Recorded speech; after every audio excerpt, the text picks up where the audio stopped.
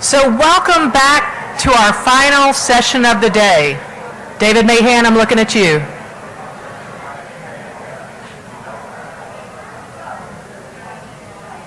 So I'm very pleased to welcome Matt Bergman to the stage.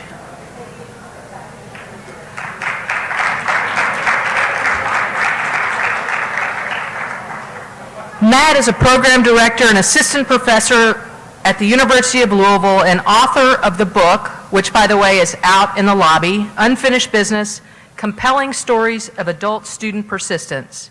His research focuses on adult retention and persistence, prior learning assessment, leadership, and degree completion. His work has appeared in prestigious refereed journals as well as national media outlets, including the Wall Street Journal, the Washington Post, the Chronicle of Higher Education, NPR, and Time Magazine, and he has been recognized for innovative teaching and programs by the Association of Continuing Higher Education, the American Association for Adult and Continuing Education, the American Public and Land Grant Universities, the Gaines Foundation, Metroversity, and the University of Louisville. Bergman also serves as a fellow for Complete College America, where he advocates for adult degree completion both locally and nationally. Please join me in welcoming Matt Bergman.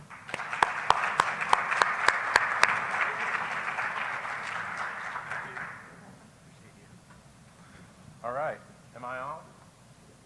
Can you hear me? Good to go? Okay, not yet. How about now? Not yet. How about now? I have to turn this on? Okay. That may be the whole entire problem here. When the mic says on in your pocket, that's when it works. Okay.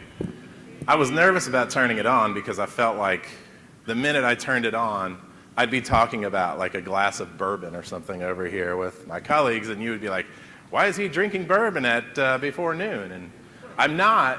It's tea. Every time someone walks in with a tea, it looks like they're drinking bourbon because we're in Kentucky. That's what happens. All right, so I'm here today to talk about and try and take us home and talk about the case for an adult-friendly institution. So I'm going to move around a little bit. I'll come around downstairs, upstairs, sitting next to Jerry Jackson from the University of Cumberland. I'll work my way around the room a little bit probably and interact with you all. So I want you to know that if you have questions as I'm talking, raise your hand, stop me, and let's have a conversation because simply we need to do this as a solidarity movement. And what I mean by that is on our campuses, oftentimes we are marginalized in our programs. I call our program, what do I call it? Red-headed cash cow. Because we are the red-headed stepchild, and we are a cash cow. Our students are not part of the overall fabric of the institution because they don't reside on the institution all that often. They're taking evening classes off campus, they're taking online classes. So they don't know about some of the support services and campus activities. On top of that, we have students that use their tuition assistance and don't have the need for some of the financial aid structures that we have for our institutions. So they're bringing in a lot of money. On top of that, we have 5 faculty for 500 students. But we're still doing a great job because we hire industry professionals as adjuncts and we make sure that the content comes to life in a relevant, rigorous, and research-based way. So we find ways to make it work. We find ways to advocate on our own behalf, and we're finding ways to grow.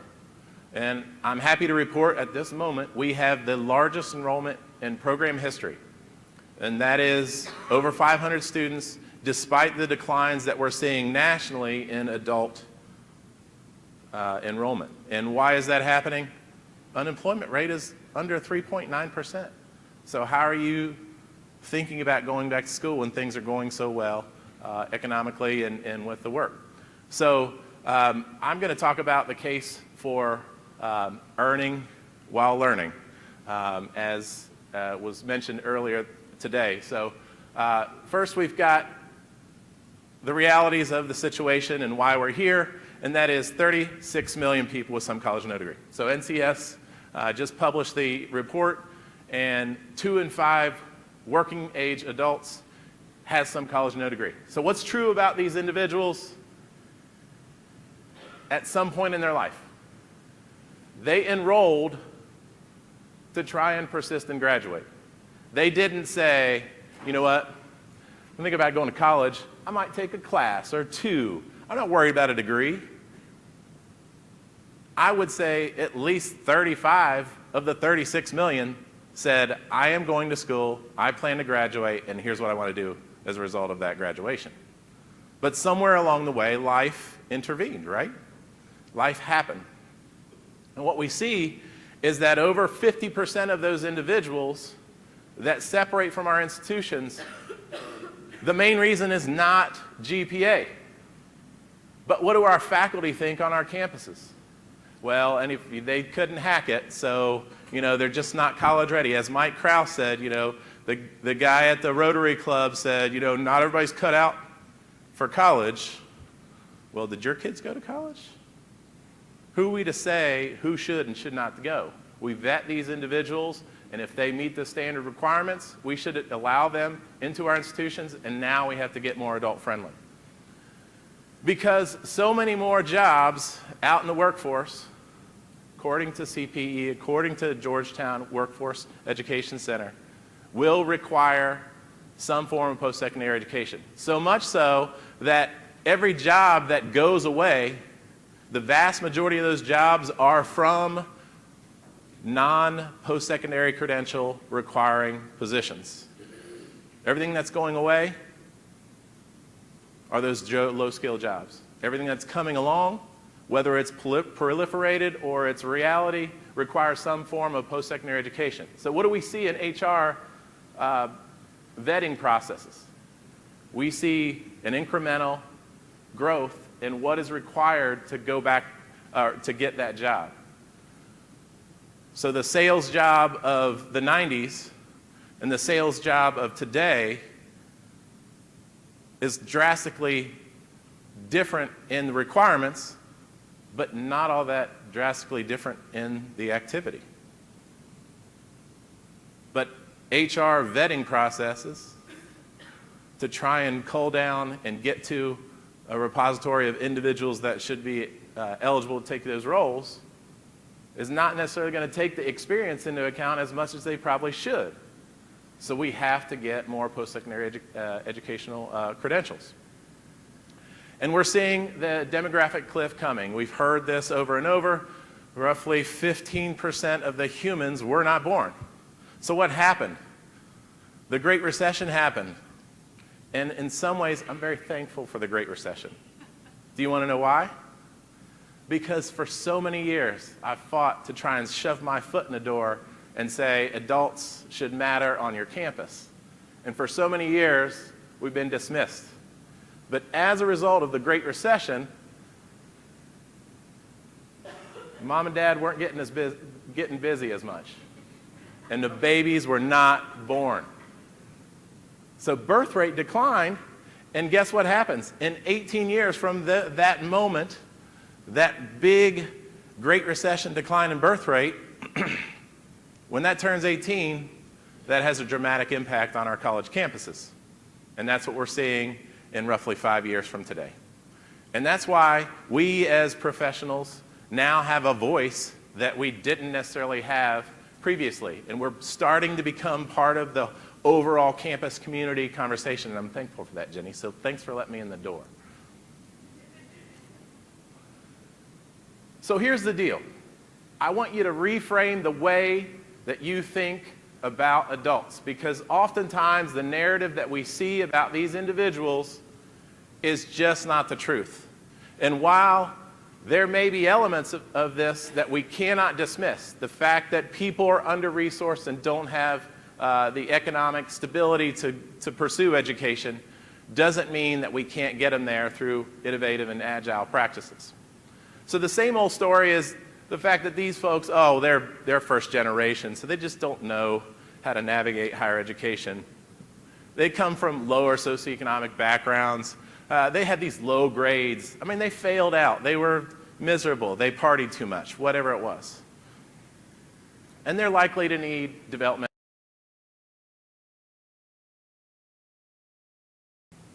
But that's absolutely not the truth. And while some students may be under-resourced, here's the real story. I have all this work experience. I'm a smart guy. I'm not bad looking. Let's get this degree, let's get the paperwork, and let's put it all together. Hello, I'm Dr. Matt Bergman from the Organizational Leadership and Learning Program here at the University of Louisville. Here today with current and former students to talk about their experiences in online learning.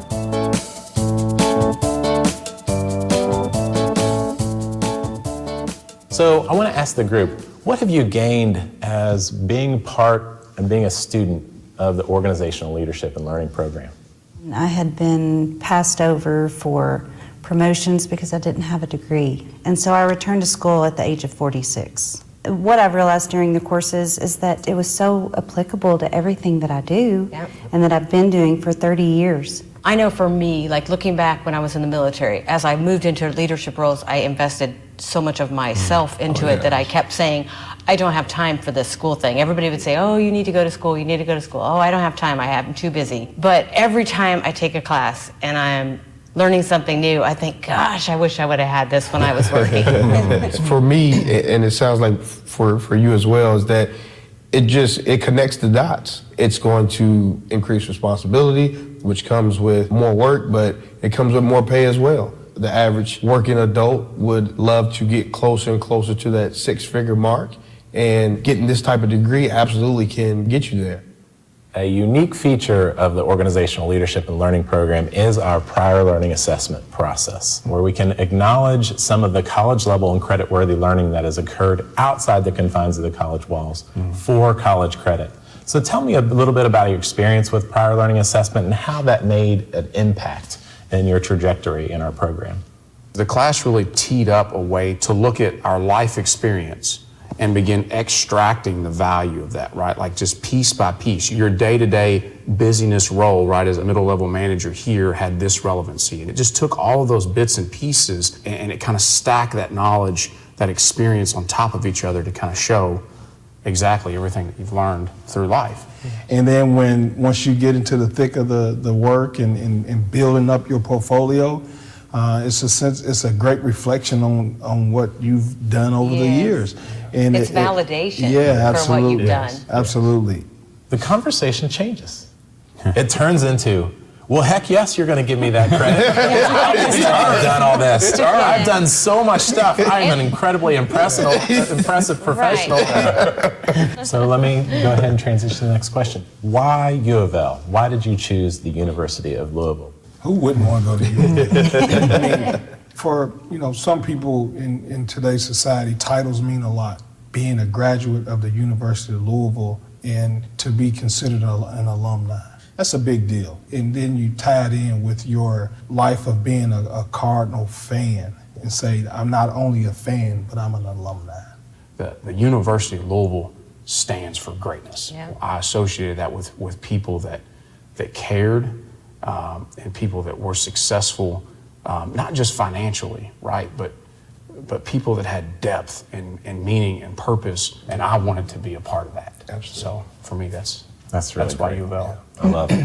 Okay, so why online? And why did you feel like, with your working and busy lives and all your family commitments, why did you think you could do it? I know from my schedule, I leave the house at 6 a.m. and I get in at about 8:30 at night. But for online, when I do find those downtime places, I'm able to get on and knock out 15, 20, 30 minutes of something versus, oh, I got class, but I got to drop the kid off here, or I got the cable guy coming, something like that. So while the cable guy's there, guess what? I'm in class and I'm working. A regular classroom setting, I struggled. I struggled just to stay engaged and to pay attention. And my notebooks from when I went to college right out of high school, I had pages full of doodles and flames and all kinds of things, right? Like, definitely wasn't engaged. And the online coursework, where I can sit in a coffee shop because I like to watch people, right? I can look up and I can distract myself a little bit, or part of my brain a little bit. And one of the professors, he videoed a lesson from his kitchen table. And immediately I felt connected, because I'm like, look, this is just a guy in a t-shirt sharing his experiences, sharing his knowledge with me, and it helped me connect with him so much faster. What would you tell that person that's sitting on the fence, that's considering coming back, but needs a little nudge? Listen, I've been that guy on the couch and said, I am never going back to school. It's too much time. You got to do too many things. And it was like, I don't want to go down here to the university admissions office with a bunch of kids younger than my own kids, and you know, all those fears that you come. And at the end of the day, like this program, everybody has the same story to a sense. You know, we're all adults. We probably have families. We probably have responsibilities. We probably have career jobs already. And it's a no-judge zone. It's just a great testament for students who are looking to find their niche and find their avenue of furthering their education. Whatever direction you want to go, whatever leadership looks like in your career, in your personal life, whatever that is, this program will provide the foundation for that, for the diversity to lead wherever that takes you. Go, All right, so strip all the branding. Strip all the branding off of that. Just strip it out. I understand it's Louisville, blah, blah, whatever. We're great, greatness, whatever. Who cares about that? Every one of your campuses stands for greatness because of what you put into your programs. And that is absolutely the truth. You all are working so hard for your students every single day. You're putting in extra hours. You're putting in nights and weekends. You are committed to these people because they need a very flexible approach to have some love and some acknowledgement that they're worthy of your time and effort. So strip all the branding off of that and know that these are your people. These are your potential students, these are your current students, these are your future students. And despite whatever challenges they have financially or with family, the truth is they're pretty high performing. They're earning a living, they're keeping jobs, they're making it work. It's crazy. Like, it's a crazy busy schedule, but it's still darn impressive when you do a reflection exercise and you find out that these people really have some pretty impressive aspects of their resume. They have strong family backgrounds in many, many cases. And whether it's their family or their friends' support network, there are a bunch of people that love these working adults. And they're going to support them and find ways to reorient time so that they can come back and finish. All we have to do is create the environment that allows that to occur. The minute it becomes flexible, convenient, and a dramatic change in their quality of life, who wouldn't want to sign up? And what do we know about adults when they return? Who's instructed adults in their career? Been an instructor or advisor? What grade do adults want when they go back to the classroom? An A. A plus. I've almost been threatened with a knife fight over an A. Like, I feel like people want to challenge me to a cage match. Can we have a cage match for extra credit? Because I really want this A. Adults are so focused on trying to make sure that you get these high grades. And the minute you acknowledge and value that that's their intention, you can get more out of them because you build the trust so that they create more engagement and they immerse themselves into the content and get more out of it. So there are deeper learning outcomes potentially from this population. So why do they return? We heard from Dan. The number one reason this morning, Dan Ash, he said, what was the number one reason? Workplace advancement, earn money. What do we see? Billboards all over. Get more money, advance your career. In a study I did, workplace advancement was a close number 2. So what was number 1? Personal fulfillment. Number 1 was personal fulfillment. And you know who's figured this out? Mega universities. Watch a University of Phoenix commercial. What do they tap into? The emotion. the emotion of what it means to be a college graduate. So we have to think, we got to advance these folks in the marketplace so they can have a better job and they can earn more money. But the underlying piece of this is they've got this lingering stigma that they're trying to just get this monkey off their back because they have a lot of college credit, or they have some college credit, or they're sitting in a boardroom and people are talking about their school experience. They can't engage in that conversation. Or they just list on their resume that there was some attendance at an institution. But they sure don't feel great about it. The minute we re-engage with these folks and get them there as quickly as possible with relevant, rigorous, and research-based content, it's on. They're ready to go sing your praises. And what's true about a person that's a working adult versus a person that's a traditional age student graduating? For my advancement folks in the room, if you're well established in your career and you graduate the next day, who's going to be the more likely donor to the institution? So if you're struggling with budget to do events, if you're struggling with budget to find academic programming, think about a way to tie in with your advancement or your development office. Why? If these working professionals are ready to give back pretty quick, they've got some skin in the game. And then third, very close third, was inspiration of family and children. So we know that. We hear it from our adults. I want to walk the talk. I've told my kids education's so important, I got to do it myself. And just like we heard from the panel, saw his mom graduate when he was 13. It's a dramatic change, right?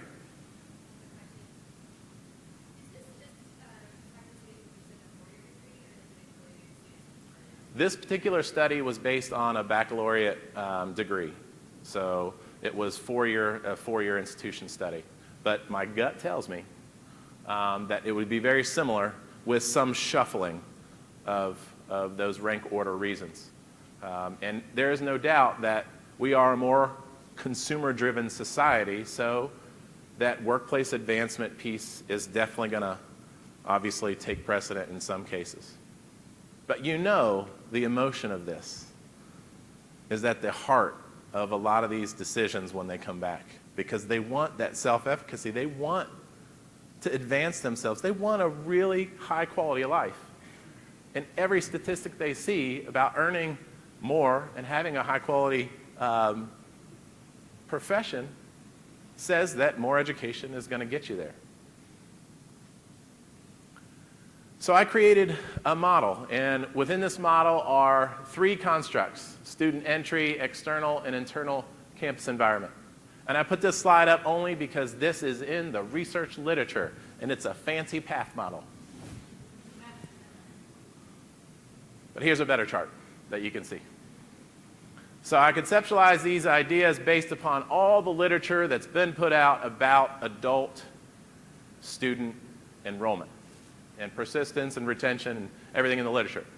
Within this grouping of variables are things that we cannot control as higher education institutions: external environmental influences, background characteristics. These are very static factors in the background entry characteristics. We can't change someone's age. We can't change their parental educational attainment. These are just variables that come to us, but do influence the person's ability to graduate. So we have to take into account and find ways to mitigate some of the struggles that are faced as a result of some of the challenges from these external and then entry characteristics. We cannot dismiss that, because if we just focus on the internal campus environmental variables, we're only hitting a third of the pie, thinking about a person's full life. And life is just going to happen. So when I did the multivariate analysis, because at the univariate analysis, so basically doing correlations on all these variables, just about every single one of them was predictive of a person's ability to persist. So everyone on this list. But when you get down in the weeds a little bit and you control for certain variables, I found that educational goal was a predictive in the background characteristics. And what that really means is for every growth in a person's interest in getting to an associate's, getting to a bachelor's, getting to a master's, getting to a PhD, a person was 1.5 times more likely to reach their goal of finishing a 4-year degree in this particular study. In the external environment, I was sure, because I was an advisor, and I sat with thousands of people, thousands of students. And what was the common thing that kept them from re-enrolling? Significant life events. Life just intervening. This was happening. And I was like, this is going to be the major finding of my study, and I'm going out on the road and I'm going to tell everybody about how to work around significant life events. Well, guess what didn't bear out in the research?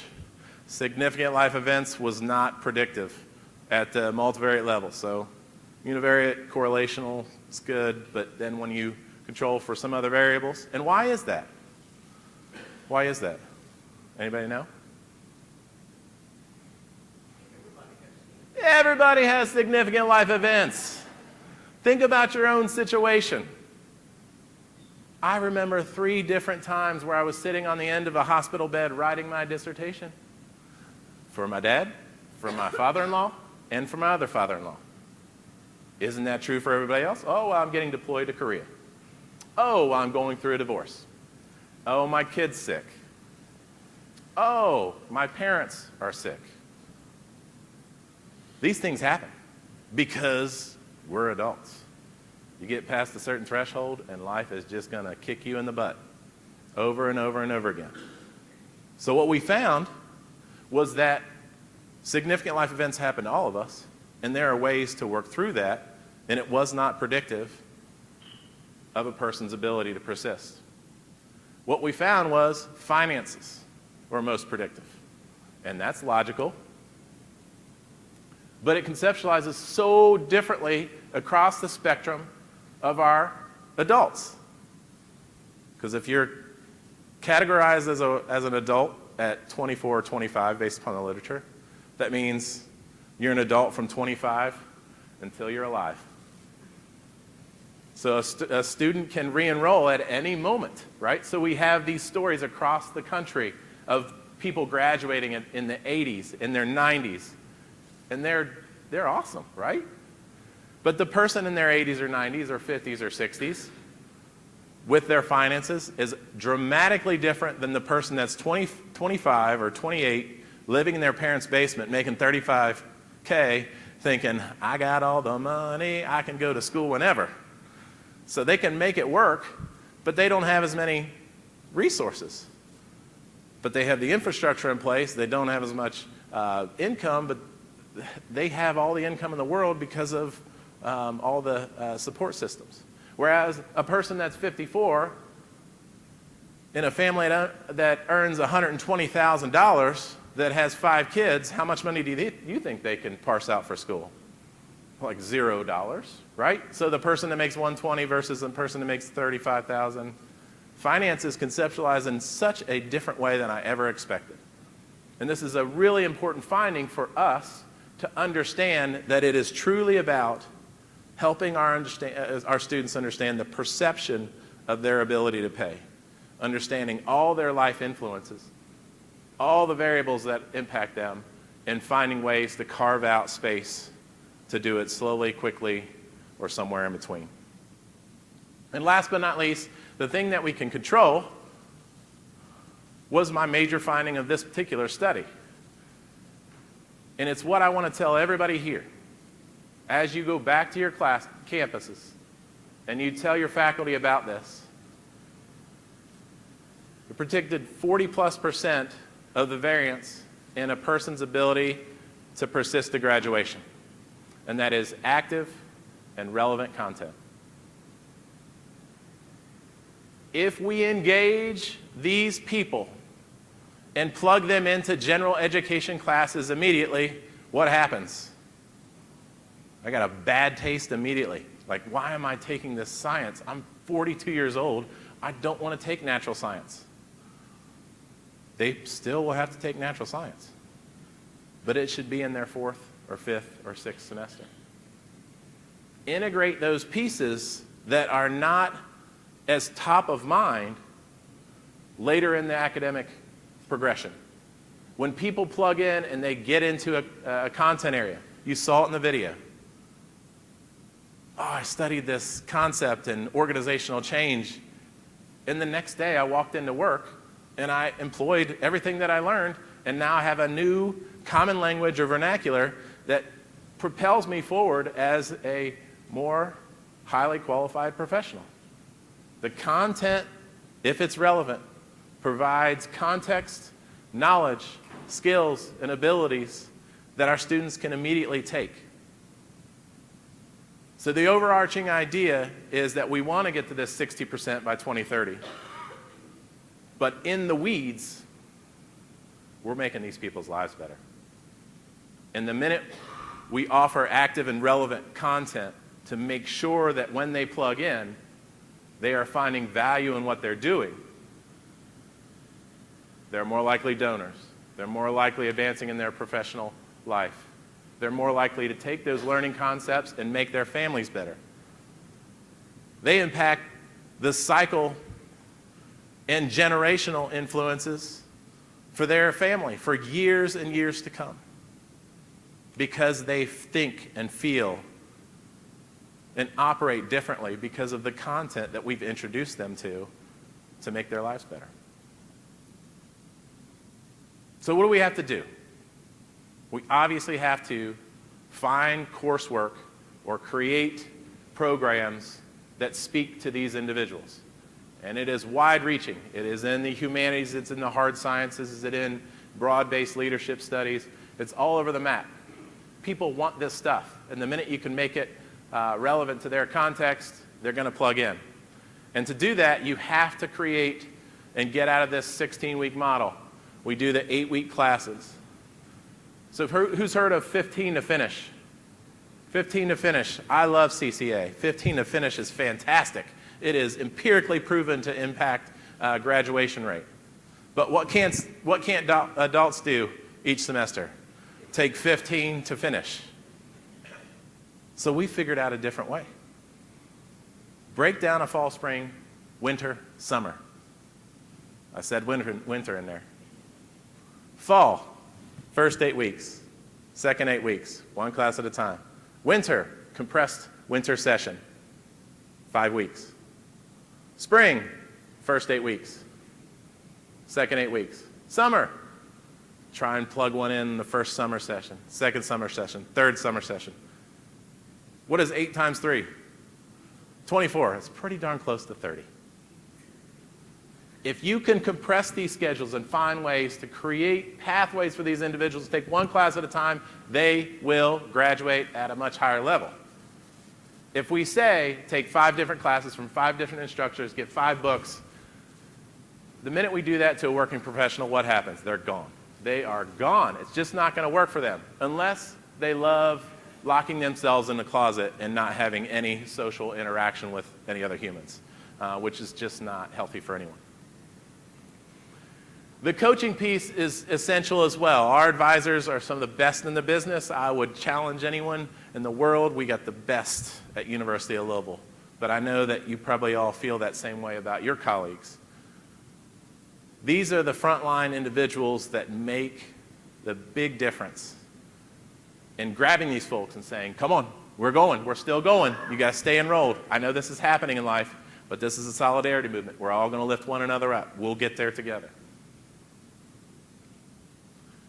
The trust and cooperation with organizations is another key, and I think the lifeblood for sustainability as an industry. So higher education, if we plug into and connect with industry partners, we can get tuition assistance from them.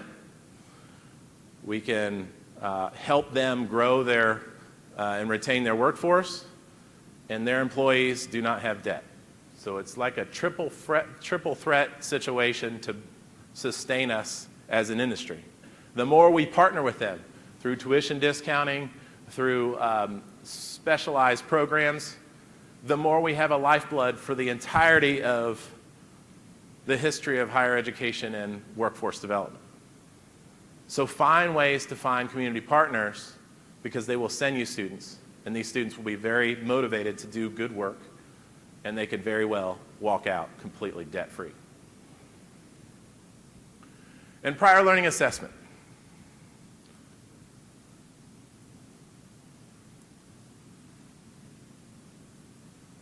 Everyone in this room, every institution should be doing prior learning assessment. And here are the 4 reasons that I believe that. If your faculty are naysayers and skeptics, if your administration says you're taking away money out of the bottom line for tuition, here's your ammunition. Prior learning assessment in a 48 institution study, which has been replicated in a 70 institution study, which is about to launch very soon, has shown that individuals that have access to PLA increase their rate and their pace to graduation. Number 1, so people that have access, they're getting there faster. Number 2, students are more engaged, and here's why. Because you plug them into a reflective process, and you hear exactly what you heard from the video. Oh my gosh, look at all that I've learned. Oh man, I'm pretty impressive. And they feel more assimilated into the academic setting, better writers, more ready to move forward into a curriculum. Number 3, the most counterintuitive point that I've ever put on a slide, and that is students that have access to PLA take 9.9 more credits. So here's the person in your president's office saying, you're taking money away from the bottom line, taking money that we could collect in tuition revenue. Well, that's absolutely not true. And why would this possibly be a reality? How in the world could students take more credit if they're getting prior learning assessment credit? Does anybody have an idea? Yeah.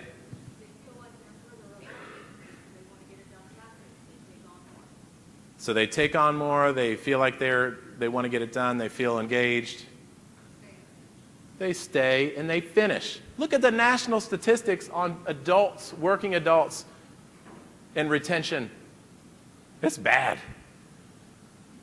The minute we acknowledge these folks and show them that it's a clearer pathway and the light at the end of the tunnel is a little brighter, we actually get more tuition revenue because our retention rate grows so much that impacts the bottom line positively.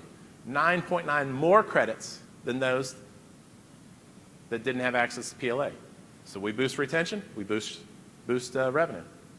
And last but not least, and I have some philosophical differences with some of my scholars out in the field about PLA. But I state that PLA is generally awarded for non-major credit. There may be a class or 2 in there, but you need to tell everyone on the faculty, we are not impinging upon your discipline. We're not messing with your major. We're not taking away courses from your major. And if we do, it might be 1. But we're not getting into the major because there is a pocket of elective credits where if you're going to give someone AP credit as a 16, 17-year-old, for general courses, why wouldn't you give the 42-year-old mid-level executive some college credit towards their elective? So walk back to your campus and say, PLA is just AP for adults. You're okay with AP, let's get okay with PLA.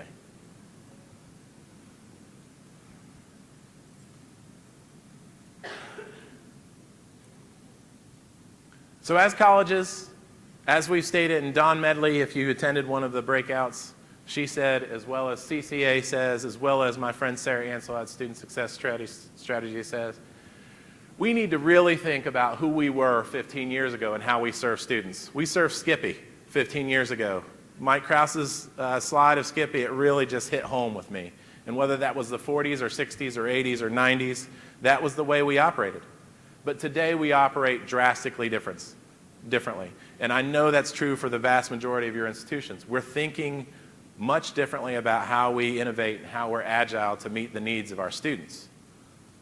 And we need to create that messaging for our people. The individuals we're reaching out to, these recruits, need to understand that we're not saying, we'll give you another chance. You're probably an idiot, but you failed out. I'm sure you drank too much, whatever it was. Stop that. It may or may not be the truth. What we need to say is just give us another chance. We're different. We've grown. We understand your needs. We can fit this into your life in a way that would get you to the finish line without impacting you so dramatically. Just give me 2 hours a night. Forget Netflix for like 2 hours and focus on this content. Just put it on the shelf for a minute and focus on this content, and your life will absolutely get better. So get our students into this mindset. Find the right match. Find that content area, that discipline that works for them. Ask the hard questions so that you're putting them into a program that is going to be predictive of their persistence to graduation. Transfer articulation, and I could do a full presentation about this, but there was a recent study that showed some students up to 43% of their credits are lost when they transfer. It's not okay. You want to talk about injustice? It's not okay. The minute we transfer somebody from one institution to another, whether it be a 2-year to 4-year, or 4-year to 4-year, or 2-year to 2-year, and we don't accept their credits, that's not okay. At the University of Louisville, we have a great example of this. Someone brought in a UCLA math class. UCLA, University of California, Los Angeles. You ever heard of that place? Pretty good school, right? Guess what we didn't articulate for college algebra into U of L? We didn't accept college algebra from UCLA. What the heck? Did they teach it differently? Oh man, they're really struggling as an institution from what I hear academically. And MIT. They did not MIT calculus. Just want to throw that out there. Now, this is not a knock. This is absolutely not a knock on our transfer articulation as a whole, because we're just following the rules. We're doing our best within these offices just to make it happen. But we got to change the rules. We got to find a way to maximize every single credit that a person brings. Because what message are you sending to that person if you don't acknowledge their credit? Wherever you went wasn't good enough. Well, this class probably isn't like the one we teach. You need to do something different. It doesn't send a message that encourages and engages that person to jump in full-fledged into the academic interaction. So it's really important. And then prior learning assessment, whether it's CLEP or DSST or portfolio, we have to implement this. So I have a prediction. This is my Nostradamus prediction, and you have to quote me if you use it someday. What did we think of online education 10 years ago? Think back in your mind. Well, you're an innovator. Oh, it's low quality, it's a problem. Like, why? This flies in the face of everything we want to do as academics. This is an issue. Well, today, we know that Ivy League schools have fully online programs. So what do we think about online education today? Still many skeptics, but some broad acceptance. 10 years from today, you will feel about PLA the way you feel about online education today. Ivy League schools will be using PLA, and so many will be jumping in and loving PLA more than they do today. And that's because of industry partnerships. So when we do that, we really advance that. So just to wrap up, I wrote a book, and you don't have to buy it. And here's why. Because I wrote this book, and I had a launch party for this book. And my mother came down with my dad, and they've been married 53 years. They're so great. They're from Ohio. Has everybody heard the term Midwest nice? Oh, God, they're so Midwest nice. Well, my mom said, well, how much is the book? And I said, well, Mom, it's an academic publisher. I'm already providing disclaimers. It's an academic publisher. It's a little more expensive. It might be used for tech. It's $40. And she goes, oh, well, that's too expensive. Nobody will buy it. So I'll close with the fact that my mom doesn't think my book is worth it. But if you'd like to hear a little more about compelling stories of adult student persistence, kick in, buy the book, and let's keep fighting the good fight and get more people to and through for graduation. Thank you.